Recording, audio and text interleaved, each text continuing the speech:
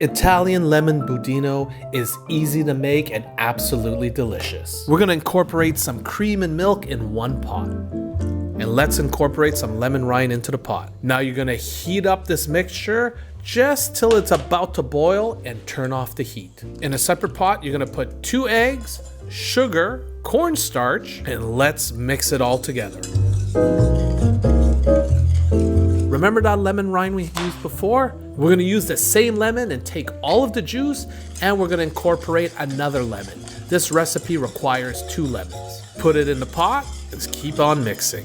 Now take the lemon rind out of that warm, creamy mixture, and you're gonna slowly incorporate the ingredients of the 2 pots together. Keep on mixing it to make sure nothing burns. Now let's continue to cook it in low-medium heat. Once it reaches this nice creamy texture, it's time to place them in individual serving bowls. Now place them in the refrigerator for about 1 to 2 hours. Now top it off with a little bit of whipped cream and fruit, and voila, enjoy.